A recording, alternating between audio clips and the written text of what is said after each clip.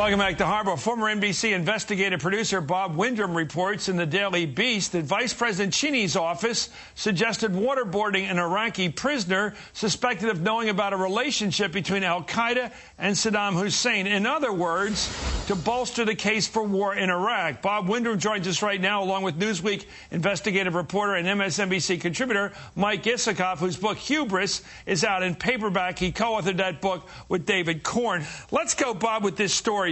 What do you have to report about this role taken by the vice president's office in the interrogation of that Iraqi prisoner? Well, in April of 2003, Chris, one of the highest-ranking secret police officers in Saddam's security apparatus was arrested by the U.S., and there were interrogations that began almost immediately. He was believed to have information both on WMD, specifically chemical weapons, and any nexus between the regime and terrorism. And as the interrogation moved on and reports were sent back to Washington to the vice president's office, someone in the vice president's office, according to Charles Dulfer, who wrote this in his book, or at least he wrote that someone high up in Washington, suggested that the interrogations were too gentle, and in fact suggested as well that enhanced interrogation techniques, particularly waterboarding, be used against this official. Now, Dulfer disagreed with this, and also the CIA back in Washington disagreed, because they said the legal opinions that we all know about now only covered high-value detainees involved in al-Qaeda. And so there was no waterboarding. But it goes to the issue that at this point in time, and this is after the war has begun and the mission accomplished has taken place, the vice president's office continually had an interest in the fine details of the interrogations that were going on in Iraq, among other places, as we now know.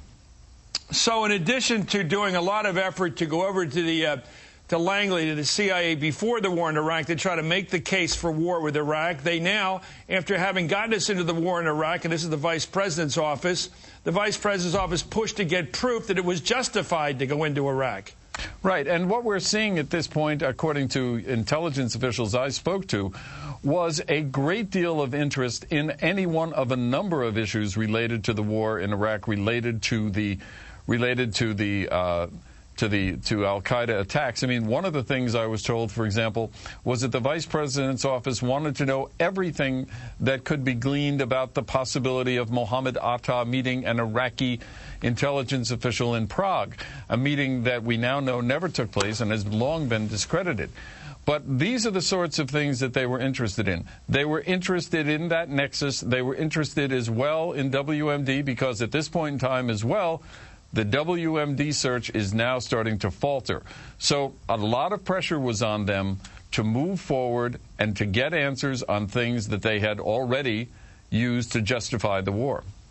Is this why, Mike Isikoff, the vice president, is so scared of all this talk about investigating who approved the torture? Here's the vice president. He was obsessed with this Prague meeting. He's obsessed, as you know, with trying to prove that we went to war with Iraq because Iraq had something to do with attacking us on 9/11. Never able to prove it. Obsessed with this WMD, but mainly obsessed with getting us to go with a war with Iraq. And then after we got in there, could find no WMD, obsessed with this big fight with the CIA to prove that we went in there justifiably. It has, to me, the fingerprints, or let's put it this way, the M.O. of the vice president himself. Right. He was the one most obsessed with this Prague connection. Look, right or wrong? Of course you're right.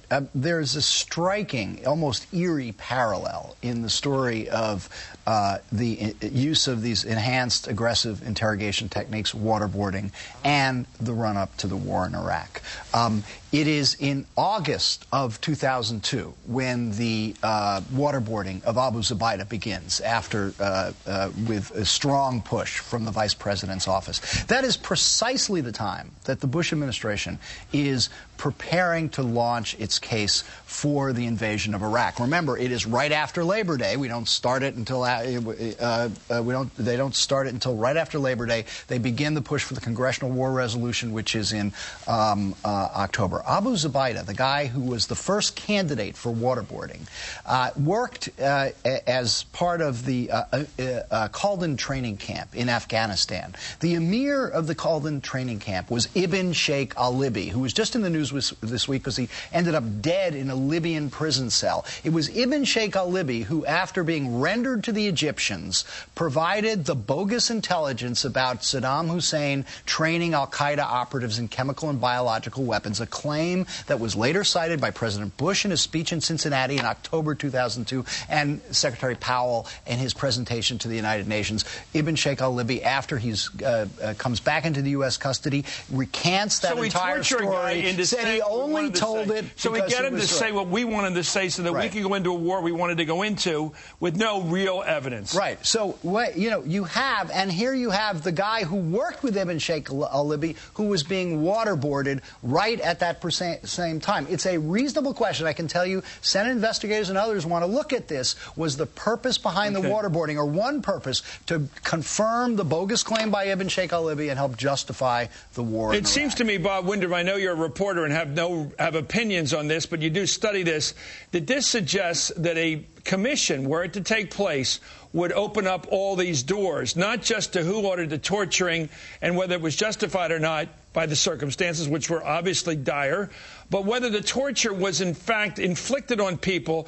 to make a political case for a war that had yet been decided upon, according to all the arguments of this president and his people. I'm talking about Bush and Cheney. They said they decided on the war based on the evidence. Well, it turns to me that we're now seeing that they produced some of the evidence through torture. Well, certainly, Chris, there is a ton of paper out there that we have not seen. I mean, what we have seen is a very limited view of what was going on at that point. We have not seen the interrogation logs, which lay out what actually happened in those interrogation rooms. We have not seen the interrogation reports. We do not know what intelligence was produced by which particular enhanced interrogation technique. I mean, we know very little. And if there is a Truth and Reconciliation Commission or something called that, or called like that, you are going to see that commission, as every commission we have ever seen exist, is going to go further and further and further into this issue and going to be demanding more and more and more. And ultimately what you're going to see is a lot of people, not just in the White House, not just in the CIA, but in Congress, having had some enabling role in all of this. Right. Well, let me ask you about the Vice President's office. The Vice President of the United States, I go back to this, has no constitutional executive authority. He's simply there to replace the President should he have to and to preside over the Senate. How did this Vice President get operational control of the CIA?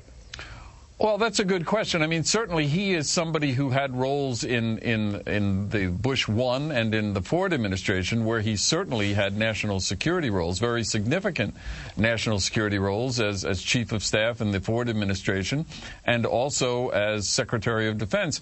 And I think essentially there was a devolvement of power within the White House that led the Bush Oval Office team to grant some of this power to the Vice President's office. And again, as you said, there's no constitutional requirement for this. There's nothing in the Constitution that permits this, doesn't forbid it. But the reality is, I think we had a devolution of power on this particular issue. And because the Vice President had all this experience, he accepted it and ran with it. Never has a man had so much power and authority that wasn't elected president. Thank you, Bob Woodrum. Thank you, Mike Isikoff. Your book, Hubris, is out, co-authored by you and David